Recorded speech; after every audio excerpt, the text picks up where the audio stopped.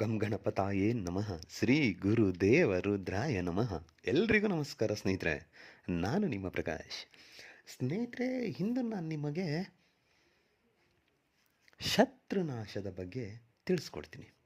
ಅದಕ್ಕೂ ಮುಂಚೆ ನನ್ನ ಚಾನಲ್ನ ಸಬ್ಸ್ಕ್ರೈಬ್ ಮಾಡಿಲ್ಲ ಅಂದರೆ ಸಬ್ಸ್ಕ್ರೈಬ್ ಮಾಡಿ, ಲೈಕ್ ಮಾಡಿ, ಶೇರ್ ಮಾಡಿ, ಹಾಗೆ ಬೆಲ್ ಐಕಾನ್ ಬಟನ್ ಪ್ರೆಸ್ ಮಾಡೋದನ್ನ ಮರಿಬೇಡಿ. ಏಕೆ ಅಂದರೆ ಮುಂದೆ ನಾನು ಏನು ವೀಡಿಯೋಸ್ ಬಿಡ್ತೀನಿ ಅದೆಲ್ಲರಿಗಿಂತ ಮುಂಚೆ ನಿಮಗೆ ಬಂದು ಸೇರುತ್ತೆ. ಸ್ನೇಹಿತರೆ, ಬನ್ನಿ ಇದರ ವಿಧಾನ ತಿಳ್ಕೊಳ್ಳೋಣ. ಸ್ನೇಹಿತರೆ, ಮೊದಲಿಗೆ ಈ ಕ್ರಿಯೆ ಮಾಡಬೇಕು ಅಂದರೆ ನಿಮ್ಮ ಹತ್ರ ಅವರ ಫೋಟೋ ಬೇಕು ಸ್ನೇಹಿತರೆ, ಮತ್ತು ಒಂದು ಕೆಂಪು ಬಟ್ಟೆ ಬೇಕು. ಕೆಂಪು ಬಟ್ಟೆ ಇಲ್ಲ ಕಪ್ಪು ಬಟ್ಟೆ, ಎರಡರಲ್ಲಿ ಯಾವ್ದು ಬೇಕಿದ್ರೂ ನಡೀತೆ, ಎರಡೂ ಶ್ರೇಷ್ಠ ಇದೆ. ಮತ್ತು ಒಂದು ಚಿಕ್ಕ ಕುಡಿಕೆ ಬೇಕಾಗುತ್ತೆ, ಕುಳ್ಳೆ ಅಂತಾರೆ, ಕುಡಿಕೆ, ಚಿಕ್ಕದೊಂದು ಕುಡಿಕೆ ಬೇಕಾಗುತ್ತೆ. ಮತ್ತು 7 ಕರಿಮೆಣಸು ಬೇಕಾಗುತ್ತೆ. ಮತ್ತು ಸ್ವಲ್ಪ ಸ್ಮಶಾನದ ಬೂದಿ ಬೇಕಾಗುತ್ತೆ, ಅಂದರೆ ಎಣ ಸುಟ್ಟಿರೋ ಬೂದಿ ಬೇಕಾಗುತ್ತೆ. ಇಷ್ಟು ನೀವು ತಂದಿಟ್ಕೊಂಡ್ರೆ ಶನಿವಾರದ ದಿನ ಬೆಳಿಗ್ಗೆಯಿಂದ ಸಂಜೆ ಒಳಗಡೆ ಯಾವಾಗ ಬೇಕಿದ್ರೂ ಈ ಕ್ರಿಯೆ ಮಾಡಿ. ಅಂದು ಕೆಳಗಡೆ ಕಪ್ಪು ಬಟ್ಟೆ ಹಾಕೊಳ್ಬೇಕು ಸ್ನೇಹಿತರೆ. ಬೇಕಾದ್ರೆ ನೀವು ಕಪ್ಪು ಬಟ್ಟೆ ಇದ್ರೆ ನಿಮಗೂ ಹಾಕೊಳ್ಳಿ. ಹಾಕೊಂಡು ದಕ್ಷಿಣ ದಿಕ್ಕಿಗೆ ಮುಖ ಮಾಡಿ ಕುಳಿತುಕೊಂಡು ಮೊದಲಿಗೆ ಆ ಕುಡಿಕೆನ ಗಂಗಾ ಜಲದಲ್ಲಿ ತೊಳೆದು ಬಿಡಿ. ಗೋಮೂತ್ರ ಇದ್ದರೆ ಸ್ವಲ್ಪ ಹಾಕಿ, ಇಲ್ಲ ಅಂದರೆ ಬೇಡಿ, ಗಂಗಾ ಜಲ ತೊಳೆದರೆ ಸಾಕು. ಆದಮೇಲೆ ಮೊದಲಿಗೆ ಏನು ಮಾಡಿ, ಅವರ ಫೋಟೋವನ್ನು ಅದರ ಒಳಗಡೆ ಹಾಕಿ.